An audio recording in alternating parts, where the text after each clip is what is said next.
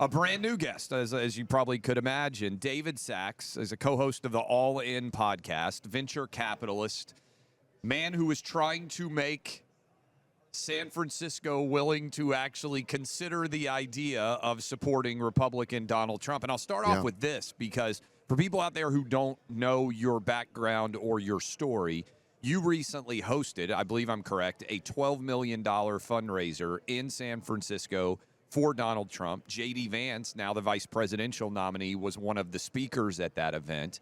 I'm curious how you've come to meet Trump and what you are seeing as a guy from the venture capital technology space is now, it seems quite clear, way more responsiveness and receptiveness to Trump than anything we saw in 16 or 20. Kind of take us into your world and what you think is going on.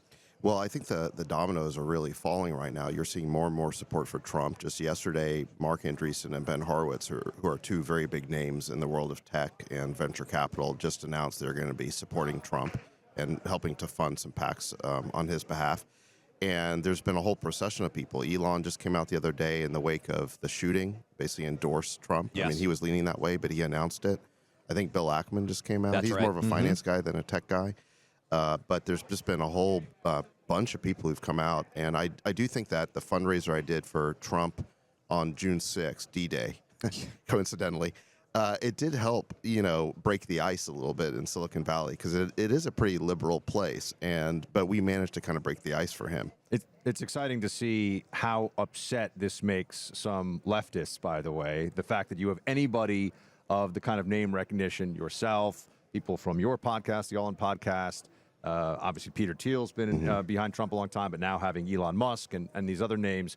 What do you think, if you had to pick an event or a series of events that has pushed you and some others who are like-minded to openly endorsing Donald Trump, what would it be? Was there a moment? Was it more just a progression? Well, I think for me, what drove me to Trump was issues, first and foremost. I thought that Biden's inflation was a disaster for the economy and easily avoidable. It happened because he printed trillions of dollars of unnecessary stimulus, even though the economy had recovered. So I thought his economic policy was bad. I thought his foreign policy was bad. We had peace under President Trump, and under President Biden, he's kind of lit the world on fire with a bunch of very bad choices. So those things, and then the border situation was just glaring. So those were some of the big issues that drove me. And then the thing that put me over the top was really the lawfare. Seeing, President Biden try to prosecute his political opponent seemed to me so un-American, so ridiculous, so outrageous. And the media just going along with it as if this is a normal thing that we can tolerate in the United States of America. That really, pushed me kind of over the top, saying I got to do everything I can to stop this, because if Biden got away with it, then it's not going to end there. I mean, once you weaponize the justice system and prosecution, they start going after a lot of people, and they have been going after more people. I mean, Elon's been a target of retaliation already for making free speech legal again on Twitter X.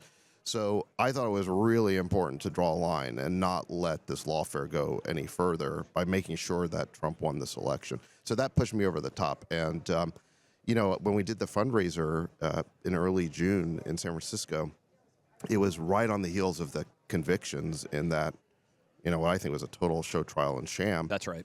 And so, it really felt like that was kind of the nadir. I mean, you had the media just pumping out this ridiculous message that he's a convicted felon. And the brazenness, by the way, to hold 4 trials until the election year involving conduct that is so old and so de minimis, by the way, that they had to concoct some bizarre theory of extending the statute of limitations. I mean, I've never even heard anyone try to explain from a probability standpoint, how could you expect the public to believe that all 4 of these trials just happened to happen in the election year? Right. Look, at most, that New York trial was over an expired bookkeeping misdemeanor, and I don't even think it was that. I don't think he did anything wrong. But in any event, the convictions happened, and it felt like that was like the bottom. And then President Trump did this trip out where he stopped in San Francisco, and then he went to Southern California as well.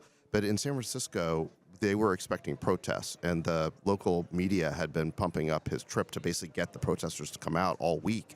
And what turned out is hundreds of people along his motorcade, but cheering for Trump. In San Francisco. In San Francisco, pro-Trump demonstrators.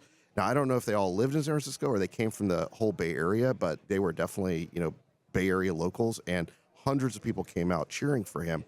And I think that was the beginning of giving him a real boost. I mean, I could tell that he appreciated it because he had just spent 6 weeks in a courtroom. So then, I think we blew the doors off with the event we did. I mean, we originally said we were going to do it. The goal was to hit $5 million. We ended up doing 12, and then it grew to 13 after. And we had so many people packed in for dinner that we just couldn't fit anymore. It was unbelievable. And a big part of that was people rebelling against this lawfare, saying this is not okay, and we're going to support Trump in the face of this. You've known Elon for a long time. You've been instrumental in the reaction at Twitter and X to support free speech. I'm curious what you see in San Francisco. How many people, that to me is the most important issue, is whatever you think, you should be able to argue it, and we have to have a real marketplace of ideas and a real center for debate. How many people get that in San Francisco? Is that growing? And how impactful do you think Elon buying Twitter/X has been to the discourse that we're now having, and also the number of people who maybe weren't open to endorsing or supporting Trump in a place like San Francisco? Seems like there's a lot of blue areas now where there's a lot of Trump support. Yeah, well, I think Elon buying Twitter was absolutely huge and essential because it stopped the momentum that the censorship movement had. Remember, it wasn't just about the fact that they were censoring all of these accounts. You had people like Jay Bhattacharya, the Stanford professor of medicine, who was censored for saying true things about COVID. Not to mention, people in politics being censored, Trump being censored. So you had that problem, but the censorship was growing. It felt like every month there was a new category of thought and opinion that you couldn't say.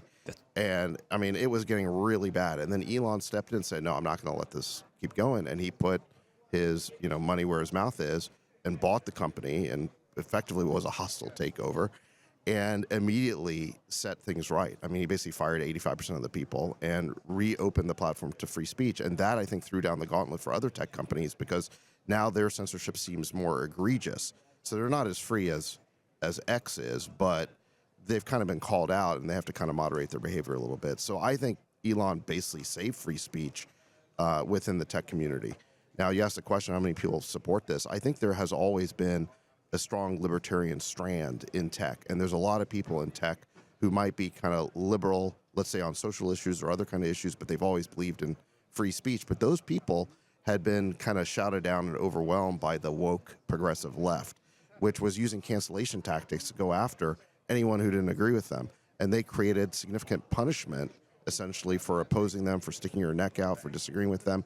And they had dominated the discourse, I think, until Elon bought X and set it free. So what do you think comes next for some of those major companies? Facebook, YouTube, obviously, is incredibly important. Clay always says that his kids watch YouTube, not television. I got three boys. That's where they get every bit of their news. And it feels like from the right, it's not as completely outrageous and egregious as it was during COVID and the 2020 election, but it's still there. How can we reform some of those entities so that they're at least a little bit more willing to adhere to free speech principles? Or is it just we have to build our own? We just have to build our own and oppose their tactics?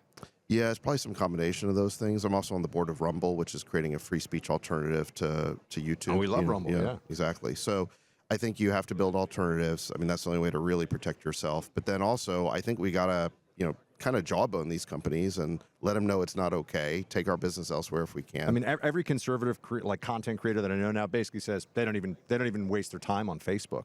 And 10 years ago, Facebook was very important for conservatives. A lot of these companies are run by people who aren't necessarily woke progressives, but just don't want to stick their necks out. Cowards. They don't well, have they know the Bolsheviks Elon's below them also are going to come after them, right? They're basically intimidated by the woke employees inside their own companies. Yes. Yeah. I mean, they've kind of lost control to... It's a Trojan horse situation where you bring in the people that potentially destroy your business. Buck's asking a really important question, where we're going from here. I'm curious. We've talked a lot. San Francisco's an amazing city. LA's an amazing city. Should be an amazing city. Should be. Right. But I mean, historically beautiful, geographically incredible. You've lived there for a long time. Have you considered leaving San Francisco because it's frustrated you, or because we got a lot of people listening to us right now in California and they say, no, I want to stay here and fight? Have you, in your mind, internally sort of worked through that, as many people out there who have the resources to be able to live anywhere? You could live anywhere in the world. are you just committed, hey, I'm going to fight this out and make San Francisco a place that is open to ideas again? How would you assess it? I've done both. You know, I have fought. Yeah. I think played a role in helping to get our crazy DA recalled. Jason Boudin is like the super radical leftist DA who just wanted to decarcerate That's right. all the repeat offenders. Legalize crime. Basically. Basically, yeah. And then we had another success in recalling the school board. We had this crazy woke school board. So those were some victories. And now in the most recent city election, you got some moderates. Now, by national standards, these would still be pretty liberal people, but by San Francisco standards, they're And you got a mayor race coming up. right. Where, And that's a big one. And it looks like the moderate candidates are doing polling very well. So I think there's a really good chance. I think that San Francisco moves back towards a more center orientation. I mean, basically the battle in San Francisco is between liberals and communists. yes. I mean, literally. Yeah. And the communists have been winning for a long time, but now I think the liberals are, like, let's say the mainstream liberals. And I think, you know, that's a city that you can still live in because at least there'll be police, there'll be prosecution, there'll be some business development. I mean, it's never going to be as good as Florida or Texas, but it's going to be a lot better than having it being run by commissars. Do your Silicon Valley peers who haven't yet been red-pilled, do they argue with you over, oh, no, San Francisco's doing great, or are they just aware and they refuse to admit? Like, one thing we dealt with on COVID was even when it was clear, and this is how Clay and I actually met the first time, was over the COVID issue. We're both saying what they're doing is crazy, these things are wrong. They'd never admit that they were wrong because that would mean admitting that people like us were right.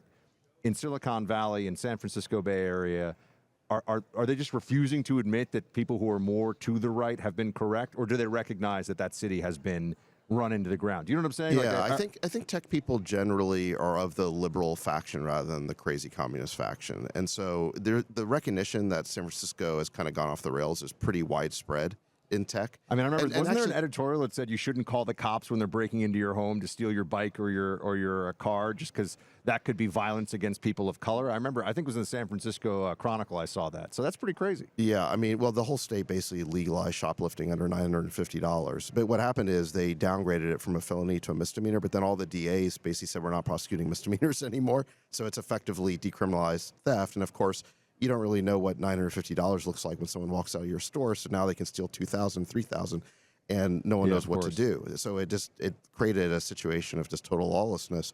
But I think the people in tech, actually, they're more on what I would call like the liberal side, not the communist side. Mm-hmm. And in fact, tech people are demonized in San Francisco. There's like this hardcore You're kind like of evil capitalists, right? yeah, basically. And they actually are happy when they drive a tech company out of San Francisco, like they just did with wild. X. Oh my Elon gosh. just Elon announced- just announced That is yesterday he's insane. moving to Texas. Yeah, he said, I'm out of here with X. I'm out of here with SpaceX. I mean, these are huge losses for San Francisco and the state of California. And the reaction of a lot of people on the sort of the communist hardcore- side, Yeah, yeah. the communist side is kind of, yeah, good. You know, they're happy, even though that's the tax base. Yes. So, you know, eventually these guys are going to, you know, they're going to run out of money, but they don't seem to get it. Clay, we got to send some of these communists chalk, by the way. Yeah, but I was no going to say, doubt. David Sachs, thank you so much for being here with us, man. Really interesting. And if you ever need some folks for your all-in as guests, man, we're Yeah. here. You know? Be You great want- to- you great want to have talk you guys. Clay's been described as a right-wing extremist. I don't know if I have yet, but I think I'm the right-wing extremist, so we can see how it actually goes. That's Be right. a lot of fun. It'd be a lot of fun. Chalk, fantastic. They could use it out there on the left coast, all the commies. If you do nothing else for yourself this month, take a couple of minutes and look into healthy supplements and energy sources from a Texas-based company that's doing incredible things. Company CHOQ Chalk is making best-in-class all-natural supplements. They manufacture right here in the U.S. Chalk uses only natural herbal supplements that are clinically proven to have game-changing effects on your energy, focus, and mood. And Chalk's Male Vitality Stack set of supplements, including a leading ingredient that will replenish, and in studies has been shown to replenish testosterone by up to 20% in men within 3 months' time. Go online to their website, spelled CHOQ.com. Use my name, BUCK, Buck, for a massive discount on any subscription for life, or call or text also 50-CHALK-3000. If you want to do it from your phone, 50-CHALK-3000, and now say Clay and Buck sent me. That's from your phone, 50-CHOQ-3000. Chalk's U.S.-based customer service team is waiting to assist you.